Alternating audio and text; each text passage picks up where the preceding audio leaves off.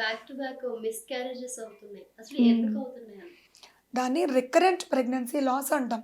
Okay. RPL. అంటే వరుసగా ఒక లేడీకి కంటిన్యూగా 3 టైమ్స్ అబార్షన్ అయితే హ్మ్. దాన్ని రికరెంట్ ప్రెగ్నెన్సీ లాస్ అంటాం. ఓకే.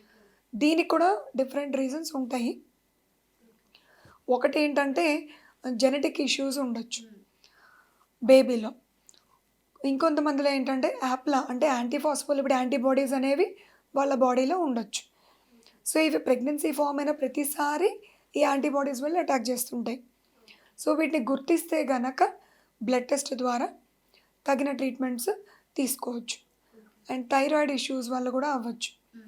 ఆర్ కొంతమందికి ఒబేసిటీ వల్ల కూడా హ్మ్. హార్మోన్ ఇంబాలెన్స్ అయ్యి నిజమే. అబార్షన్స్ జరిగే అవకాశాలు ఉంటాయి.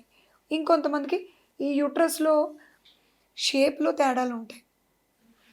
సో, ఇలా ఉండాల్సిన యూట్రస్ గనక అది మధ్యలో పార్టిషన్స్ గనక ఉండి ఆర్ హ్మ్. యూనికార్నియేట్ యూట్రస్ అంటాం. ఇలా డిఫరెంట్ డిఫరెంట్ షేప్స్‌లో తేడాలు ఉండడం వల్ల కూడా ఈ రిపీటెడ్ అంటే అబార్షన్స్ షేప్స్‌లో కూడా అవ్వచ్చు. ఉంటాయా అవి? ఉంటాయి ఖచ్చితంగా. ఓకే. బై బర్త్ కొంతమందికి ఓకే. యూట్రస్‌లో షేప్స్ తేడా ఉండొచ్చు. ఓకే. సో, అవి స్కానింగ్‌ల ద్వారా గుర్తిస్తే హ్మ్. దానికి తగిన ట్రీట్మెంట్స్ తీసుకోవచ్చు. ఓకే. అంటే ఇప్పుడు మెనోపాజ్ అనేది 45, 55 మధ్య హ్మ్. ఉంటది. కానీ యెస్. ఇప్పుడు పెళ్లవ్వని వారికి కూడా వస్తుంది మ్యామ్. ఎందుకలా? దాన్ని ప్రీమెచ్యూర్ ఒవేరియన్ ఇన్సఫిషియన్సీ అంటాం. అంటే నార్మల్‌గా మెనోపాజ్ అనేది 45-50 మధ్యలో జరుగుతుంది మన ఇండియన్ హ్మ్. వుమెన్‌లో. Yes ma'am.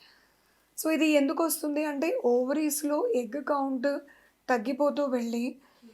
ఒక స్టేజ్ వచ్చేసరికి వాళ్ళకింక మెన్‌స్ట్రువల్ సైకిల్‌కి అవసరమైనట్టుగా ఆ హార్మోన్స్ అవన్నీ జరగడం ఉండదు. సో, గ్రాడ్యుయల్‌గా వీళ్ళకి మెన్సెస్ ఆగిపోతుంది. ఓకే. కానీ కొంతమందిలో నువ్వు అడిగినట్టు 20 టు 30 ఇయర్స్ మధ్యలో కూడా ప్రీమెచ్యూర్ ఒవేరియన్ ఇన్సఫిషియెంట్ అంటే వీళ్ళు కూడా మెనోపాజ్ వచ్చిన వాళ్ళ కింద వాళ్ళ పీరియడ్స్ ఆగిపోవడం. అంటే ఇప్పుడు ఆగిపోయిన వాళ్ళకి ట్రీట్మెంట్ ఉంటదా మ్యామ్ ఏమైనా? ట్రీట్మెంట్ ఖచ్చితంగా ఉంటుంది. కాకపోతే వాళ్ళ ఎగ్స్‌ని మనం కౌంట్ పెంచలేము. ఓకే. కానీ ఈ హార్మోన్స్ ఏవైతే తగ్గిపోయాయో హ్మ్. ఎగ్ కౌంట్ తగ్గడం వల్ల, ఆ హార్మోన్స్ లేకపోవడం వల్ల వాళ్ళ బాడీలో కొన్ని బ్యాడ్ ఎఫెక్ట్స్ చూపించొచ్చు.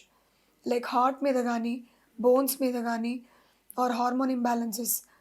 సో, వీటిని మనం మెడిసిన్స్ ద్వారా వీళ్ళకి ఈస్ట్రోజన్, ప్రొజెస్ట్రాన్ మెడిసిన్స్ ఇవ్వడం ద్వారా ఈ హ్మ్. ఇన్సఫిషియన్సీని కొంతవరకు కరెక్ట్ చేయగలం. For more videos like this, subscribe Big TV channel.